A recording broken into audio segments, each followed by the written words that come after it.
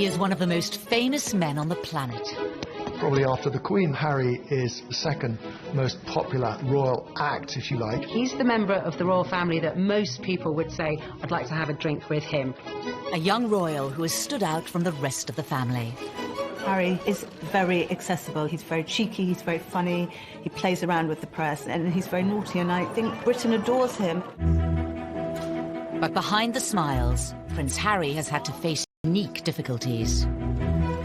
From his parents' very public marriage breakdown. Harry was very often devastated by what was so public. To losing his mother. He said that no child should ever have been made to do what he did. And struggling to find a role for himself. On the right! Quick! March! Tonight, royal experts and insiders lift the lid on Prince Harry's inner turmoil.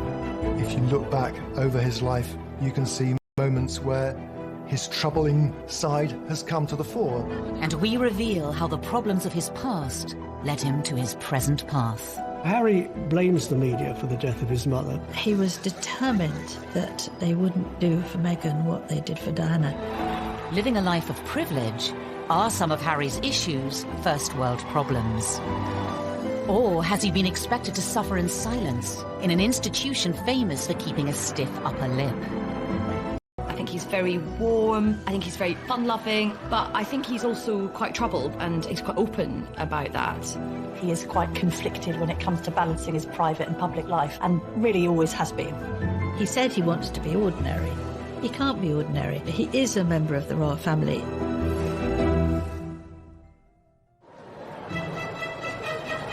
The 15th of September, 1984.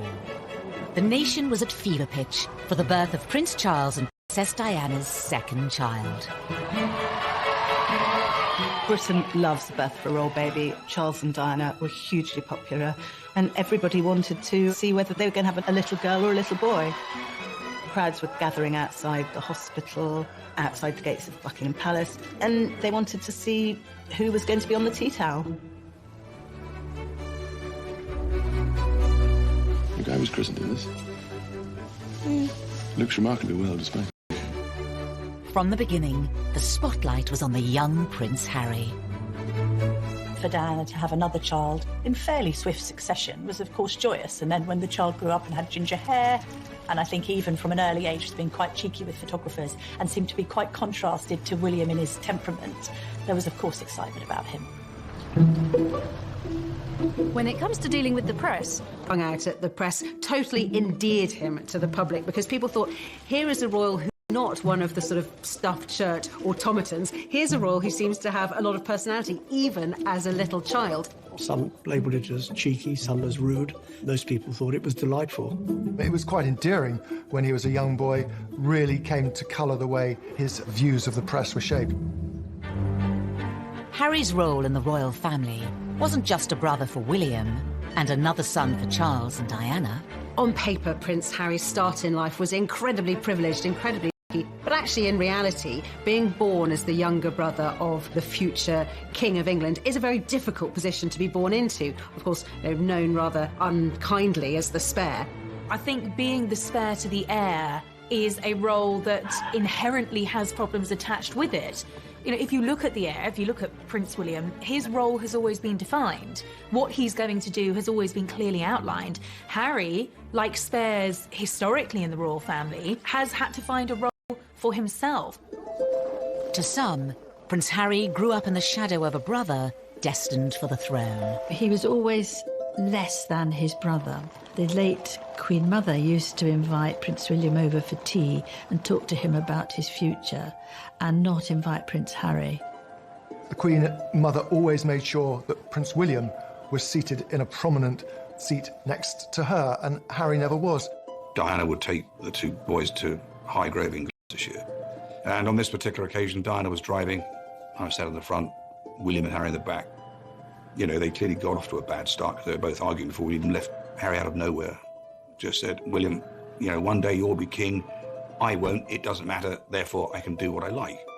You can take that comment two ways. It can indicate envy, if you like, that William's got this great future as king, but also there's an element of, I'm free. I'm going to be able to choose my own role in life. While the young princes may have been aware of their unequal positions, their parents were determined to raise them the same way. Diana was very conscious that she wanted the palace to treat the boys equally and to give Harry as many opportunities that were afforded to William. You know, Diana was very fair about how she treated them. There were no favourites, as I saw it. Prince Charles shared Diana's concerns about making sure the boys shared things in their early years, but certainly other more senior members of the family would privately say, well, this is nonsense. I mean, William is the future. All our efforts must go into educating William. It was William who the Queen would invite for lessons in kingship, if you like, when he was at Eton and she was at Windsor Castle. But while Charles and Diana tried hard to keep their sons happy, their own relationship faltered. That with regret, the Prince and Princess of Wales have decided to separate. Harry had many problems that many people in the West have all the time in growing up in a broken home. But his broken home was exposed on a most extraordinary scale. The entire planet tuned in to learn every detail about the Charles and Diana separation and divorce, and inevitably the focus on Harry and William followed. Harry was very often devastated by what was so public. He couldn't understand why his mother would wish to be so public with so much of her life. Harry was always the baby of the family, and whether it was at school or whether at home, every effort was made to shield him from the newspaper headlines and to protect him from his parents, who really, by that stage, were in a pretty bad way. The War of the Waleses saw Charles and Diana's separation and divorce play out on the front pages and to TV audiences of millions. For the children to hear both parents to come on television at separate times, to admit to having affairs and to admit to how happy they both were when these kids were at boarding school. Can you imagine how cringe-making it must have been for them? Highly embarrassing. And I don't think that makes them secure. In later years, Harry would admit his parents' divorce left him feeling like he didn't spend enough time with either of them. I think Harry found it quite difficult kind of being shared between parents and spending some time at Kensington Palace with Princess Diana and then going to Clarence House and then to Highgrove, his father's property in Gloucestershire. In this sense that he didn't really have a permanent home was difficult for him. The divorce was finalised in 1996. A year later came a far bigger blow for the royals, and especially for Harry, at the age of just 12. We have reports from Paris that Diana, Princess of Wales, has been killed in a car accident. Harry really did feel the loss of his mother. Being the youngest, he was, as much as William was close to his mother, he was probably a little bit closer. It's incredibly difficult to lose your mother at such a tender age, especially if you're in the public eye. And I think that Harry's had a unique set of circumstances to cope with.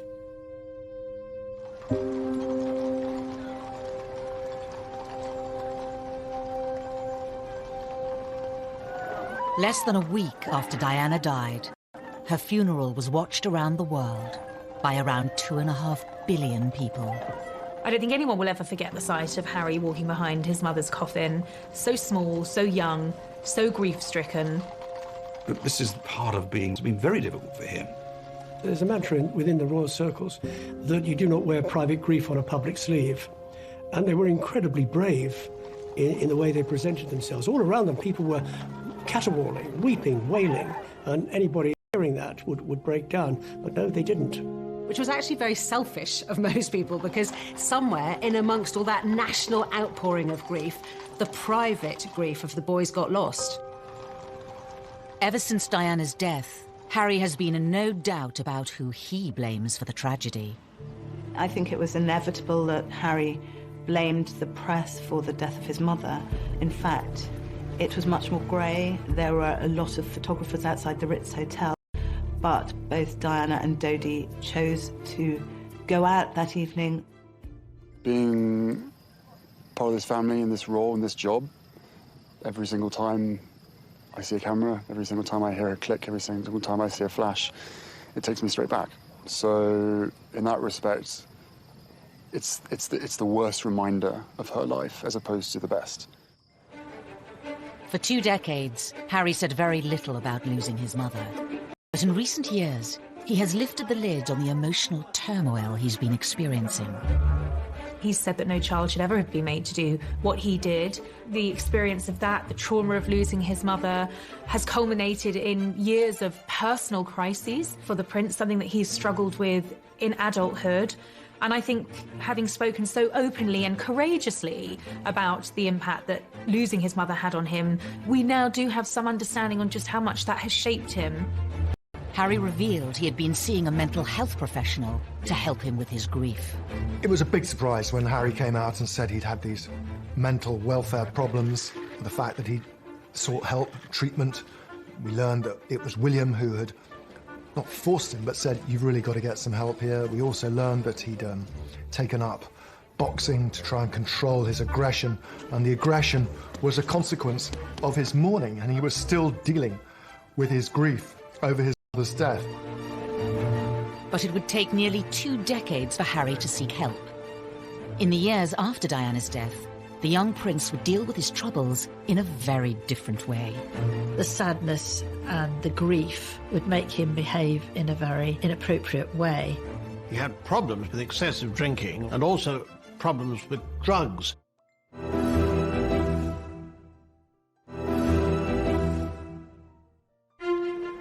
By the early 2000s, Prince Harry was privately mourning the loss of his mother.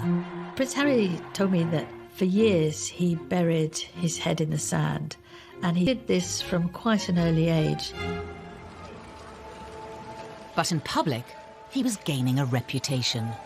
The party prince, the playboy prince, the hard-drinking prince. The first time I ever met Prince Harry, he was at a nightclub. It was the year of his A-levels. He was meant to be at home revising, and he was at the Kensington Roof Gardens, knocking back vodka shots, smoking Marlboro Lights, surrounded by a group of gorgeous blondes. That was Prince Harry.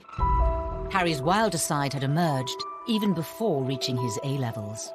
A newspaper had been passed details about Harry drinking, being involved in lock-ins in local pubs, and smoking cannabis on occasions too. You can really understand how a lonely, privileged, unhappy prince would end up drinking and smoking and taking cannabis to fill those hours and to hang out with people who he thought really liked or even loved him. 16-year-old Harry was made to visit a drug rehabilitation clinic by Prince Charles to educate him on what could happen if he didn't change his ways. But just a few years later, it wasn't country pubs Harry was visiting. There had been a series of photographs of Prince Harry falling out of nightclubs late at night with various girls and all the rest of it. He was clearly in party mode. In 2004, Harry had an altercation with a photographer while leaving a West End nightclub. There are two sides to that story. On one hand, the photographer saying that Harry lunged at him, possibly after a few beers, and the palace saying that the photographer had knocked him with his camera. Was this kind of behaviour just part of growing up? Or did his troubles run deeper? Harry's naughtiness was sometimes just boyish, but other times was really a symptom of his deep grief.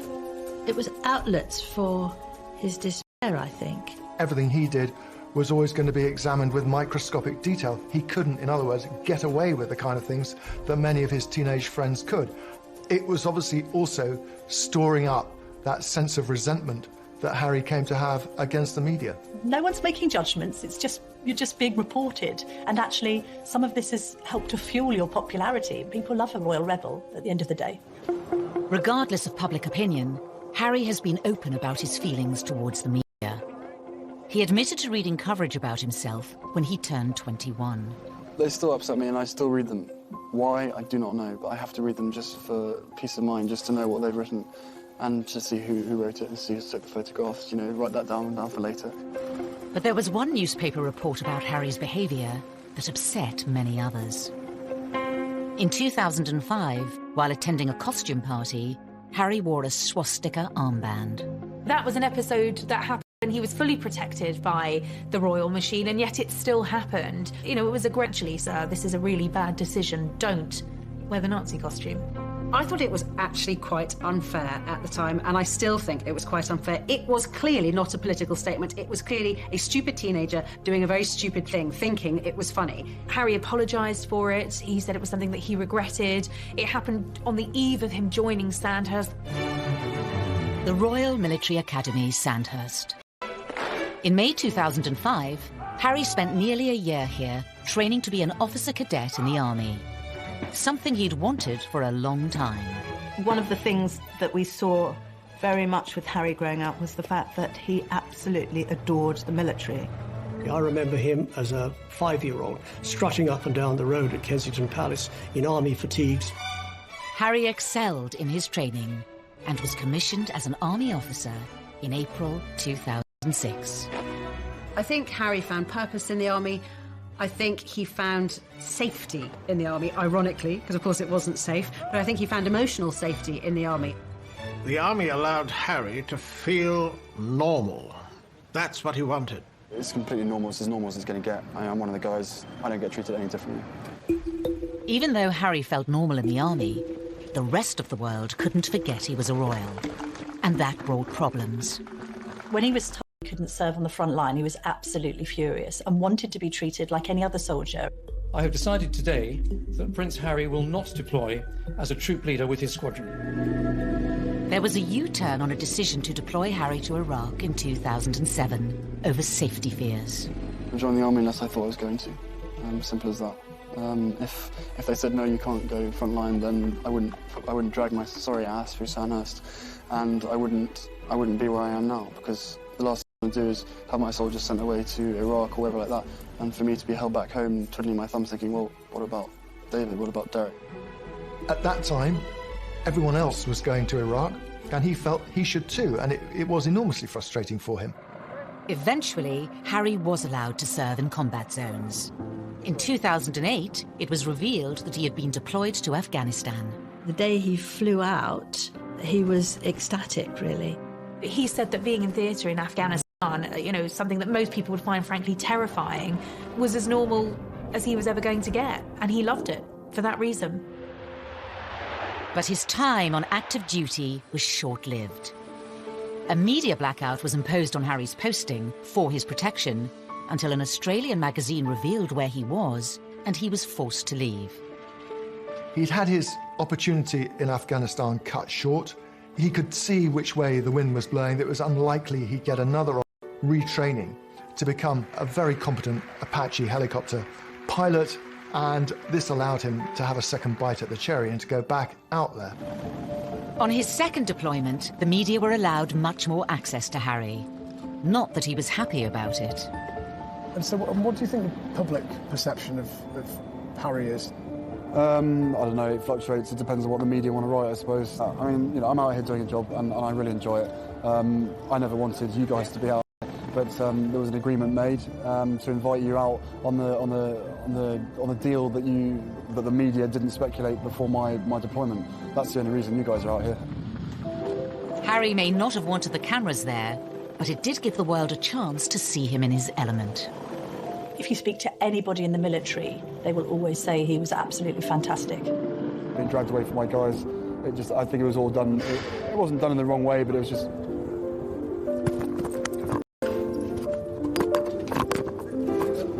This was Harry doing what he did extremely well, but also doing what he was always keen on doing.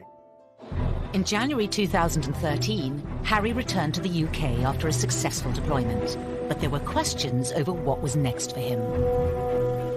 Because of who he was, it was no longer possible for him to pursue that career. And then what happens? He's left really without a job, without a purpose. He was doing something he felt comfortable with. The army, and anybody who has made a career in the army would tell you military is family, and he felt at home. There was camaraderie. And by the time he got out, he was a little bit lost because he really didn't know what to do, and that winds back to the spare. There is no defined role for that spare. Because he certainly wouldn't contemplate an army desk job. He's not the type of person who would fit in to that, and therefore there was a huge question mark, what would he do next?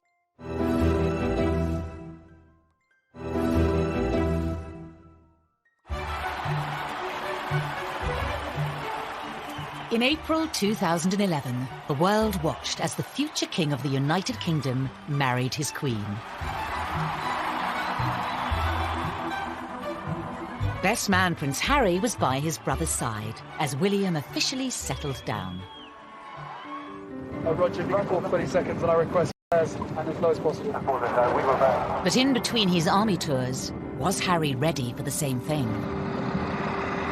They're still talking to you. Or did he still have some growing up to do? The Americans arrived, all is well in the Empire. It didn't seem then that he was yet quite ready to settle down. Oh, there it is. Yes, Harry was a prince, but he was... 2012 was, of course, Harry let loose in Las Vegas. In a Las Vegas hotel, however, it is most unwise to play strip pool. According to the advertisement, what goes on here stays here. In Harry's case, it certainly didn't.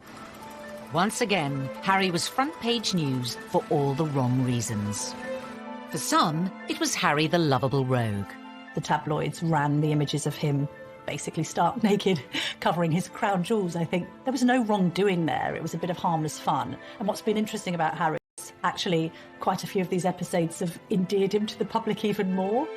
But Harry was still struggling to reconcile the role he had been given at birth and the man he was becoming. I probably let myself down, let my family down, let other people down, but at the end of the day, you know, I was in a private area and there should be a certain amount of privacy that one should expect.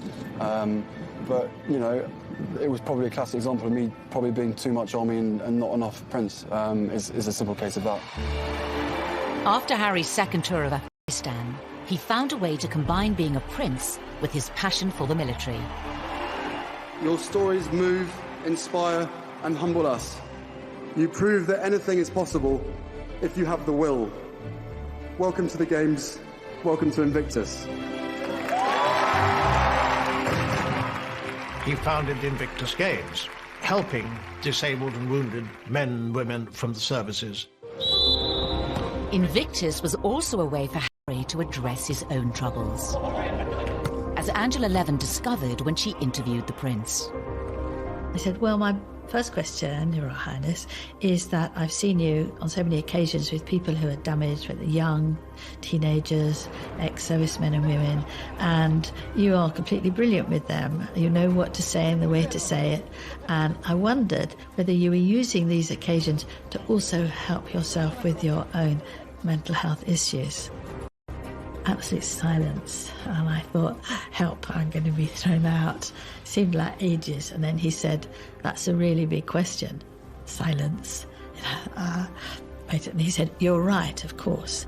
He felt that he was helping others who were probably suffering the same as he was, because those in the Invictus Games, they're also suffering. This was Harry's way, undoubtedly, of continuing links with the military, which he wouldn't do from a desk job, but wanted to do in the wider world, following his mother's footsteps as well for charitable activities. Harry had created an outlet that gave him a purpose and allowed him to help others. But what about his private life? His relationship with his brother was always close. Every year, but he is the one person on this earth who I can actually really, you know, we can talk about anything and we understand each other and we give each other support and everything. They were two peas in a pod. They looked out for each other. My brothers not lovers, right? There's a difference. It's a bit weird. For some, Harry gaining a sister-in-law highlighted the need for him to move on and find his own partner. Inevitably, there was sort of a little bit of gentle mockery about him as a sort of the third person in the marriage of William and Kate on this occasion, of course, because they were so close, they did things together.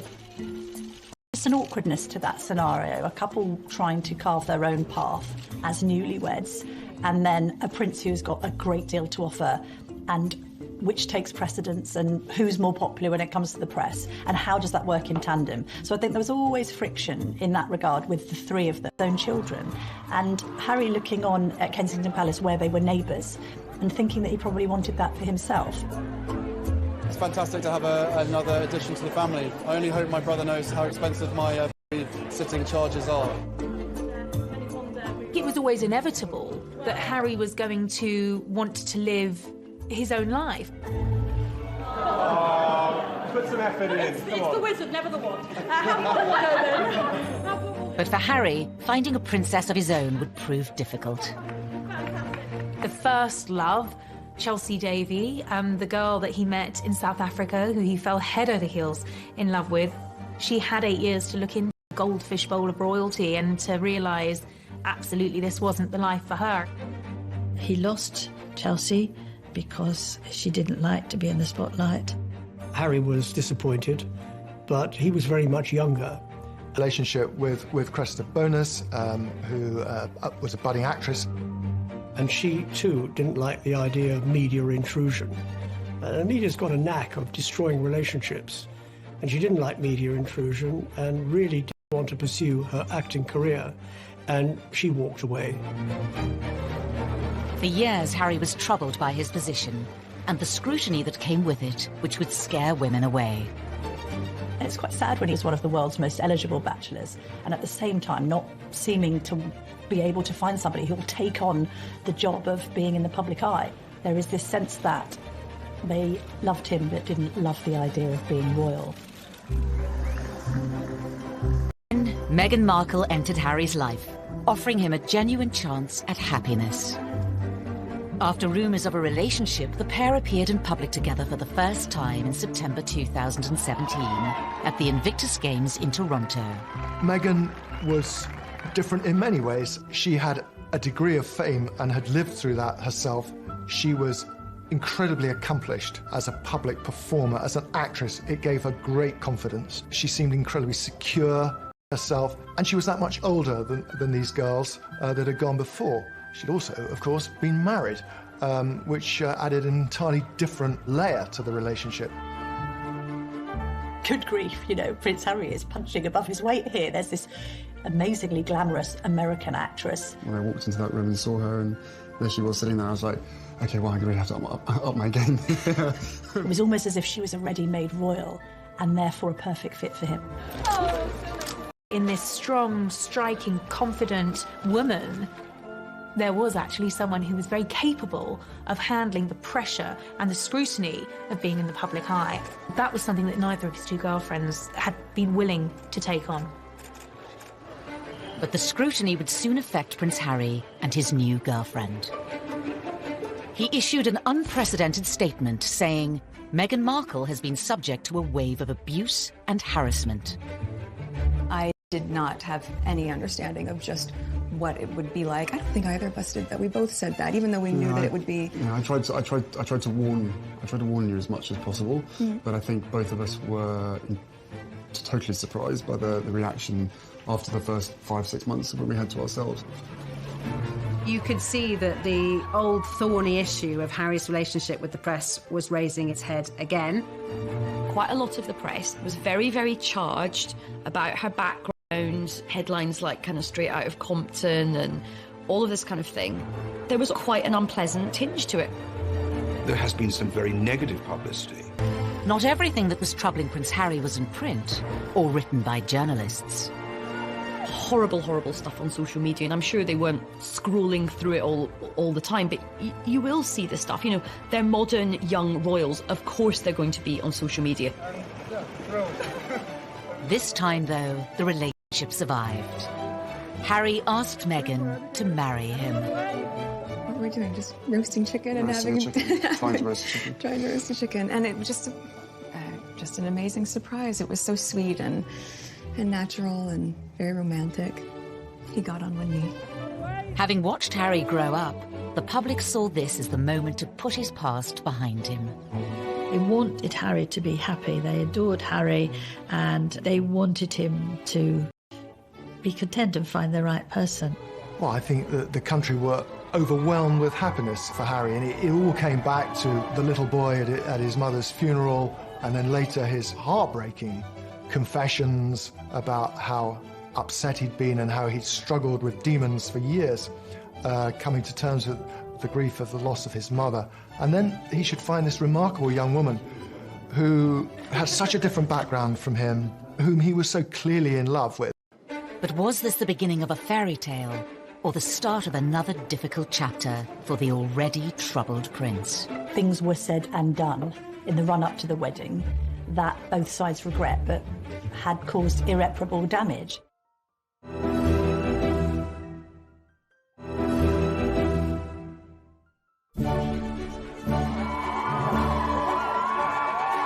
On the 19th of May 2018, all eyes were on St George's Chapel in Windsor. The wedding day was wonderful. Meghan looked beautiful in her dress. Harry couldn't have looked happier. The ceremony itself was so vibrant, it was so new, it was so different, it was so unique to the two of them. And I think it was the start of something very, very happy and very, very special. Nobody can deny that the wedding day itself was sparkling. It was magic. It was like Disneyland. But not long after, Harry was once again facing familiar troubles with the press. The wheels started to come off amid suggestions that the couple had been a bit difficult over the planning of the wedding, and that demands were being made that perhaps weren't quite in proportion with their place in the royal pecking order. He said before the wedding, what Meghan wants, Meghan gets. And I think he defers to her a great deal. She's a very confident, articulate woman who's done very well for herself, because she's never been a member of the royal family. But she won't be confined by protocol. The level of perceived criticism against Meghan is something many say has had a profound effect on Harry. He saw echoes of what had happened with his own mother and thought, I'm going to speak out about it. And I know a lot of the press were very, very angry about this. So people were saying, how dare he have the temerity to break this code, that you would never, ever complain. But unlike other members of his family, Harry has not always observed the royal code of silence. After the birth of his and Meghan's son Archie, he became even more defiant. I will always protect my family, and now I have a family to protect. Everything that she went through and what happened to her is incredibly raw every single day, and that's not me being paranoid, that's just me not wanting a repeat of the past. And if anybody else knew what I knew, be it a father, be it a husband, be it anyone, you'd probably be doing exactly what I'm doing as well. I think Harry fears that there will be parallels between his own relationship and that of his mother, and he's very keen to protect Meghan and Archie. I mean, I have the two best guys in the world, so I'm really happy. He's so protective of Meghan because of his mother and this idea that he doesn't want any other woman in his life going through what Diana went through. The trouble is with that is he has rewritten history somewhat, because although there was undoubtedly a hounding of Diana, there was also a manipulation of the press. In the eyes of some, criticising the press for criticising them hasn't always been warranted. Meghan flew to New York for a baby shower. Now, nothing wrong with going to a baby shower. That's what Americans do. We don't do it so often in the UK.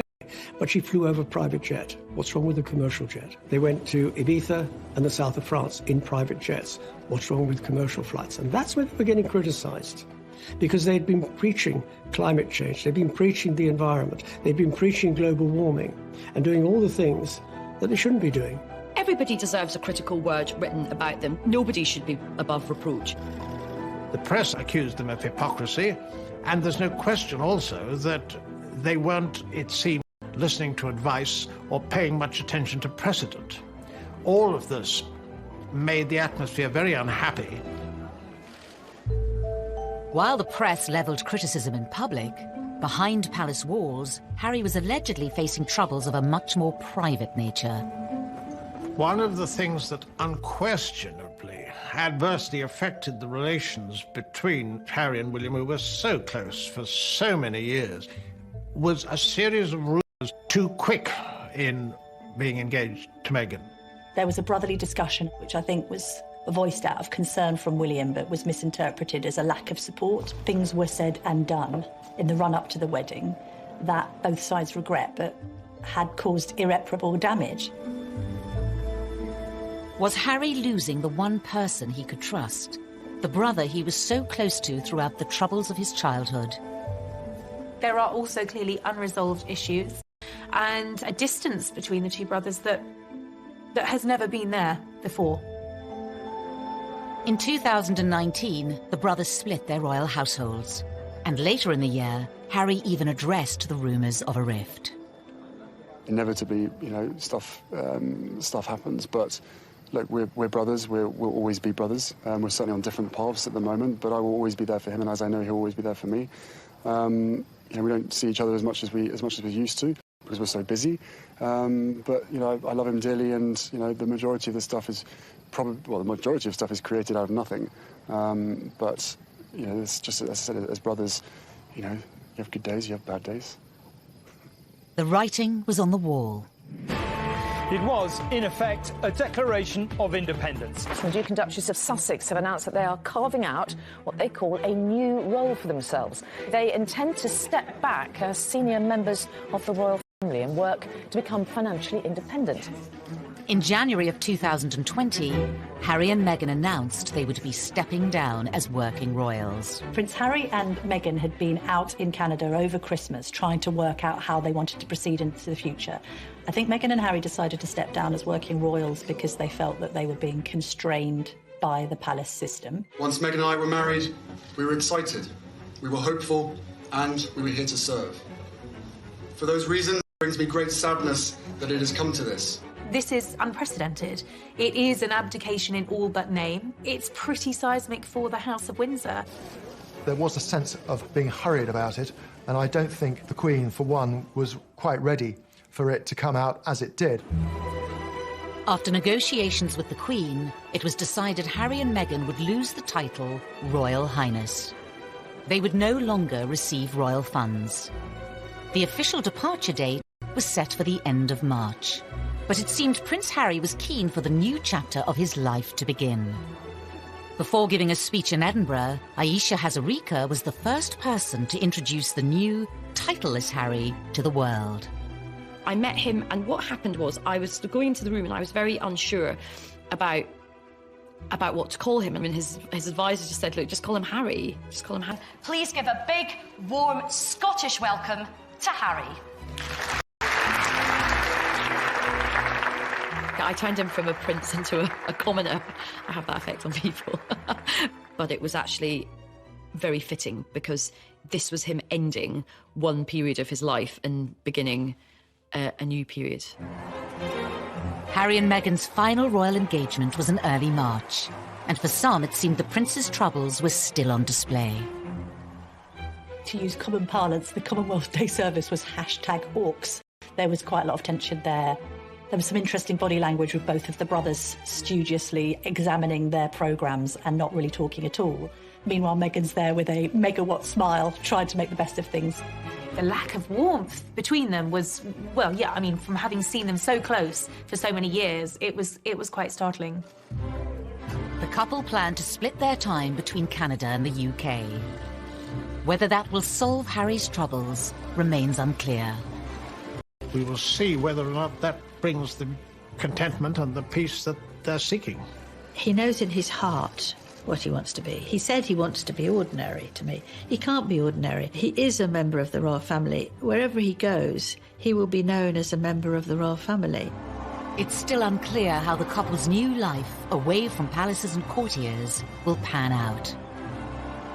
The Queen has made it very clear that she would always welcome him back, and arrangements where they have to drop the titles and not receive the sovereign grant and all these restrictions are only for a year, and after that it's going to be looked at again. So they're really under the watchful eye of the royal family for the first year, which they probably don't like at all. The future for Harry and Meghan poses many questions. Will they be free to speak their mind? Recently, Harry was caught off guard by Russian comedians in a prank phone call in which he spoke candidly, unaware it was a hoax. I don't mind saying this to you guys.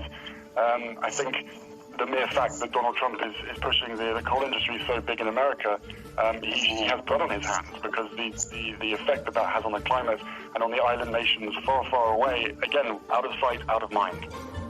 I think he's definitely going to be off the leash. I mean, I don't get the impression he's going to be sort of gratuitously, confessing all, but there will come a point where I think the lid will get lifted on this whole saga. Despite his popularity with the British public, Harry has long been a troubled prince. Will his dramatic break from the royal family finally allow him the freedom to start a new life and leave his troubles behind? Maybe it'll work for them. maybe he'll be a much more... They find themselves, and they are equally as successful as they have been. There is a great sense of loss, that this is Britain's loss, this is the royal family's loss at the end of the day, and it's North America's gain.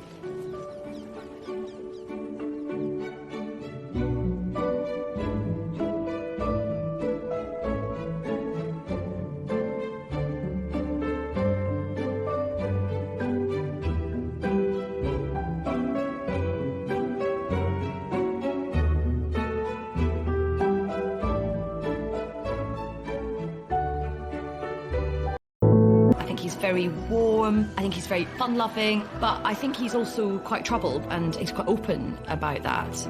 He is quite conflicted when it comes to balancing his private and public life, and really always has been. He said he wants to be ordinary. He can't be ordinary. He is a member of the royal family.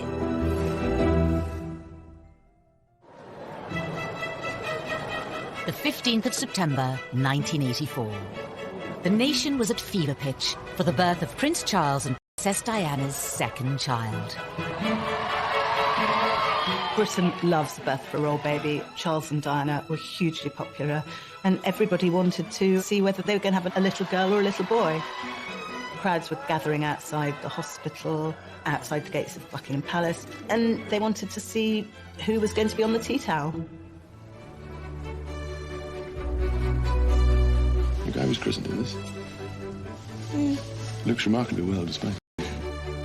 From the beginning, the spotlight was on the young Prince Harry. For Diana to have another child in fairly swift succession was of course joyous, and then when the child grew up and had ginger hair, and I think even from an early age has been quite cheeky with photographers and seemed to be quite contrasted to William in his temperament, there was of course excitement about him. When it comes to dealing with the press, hung out at the press, totally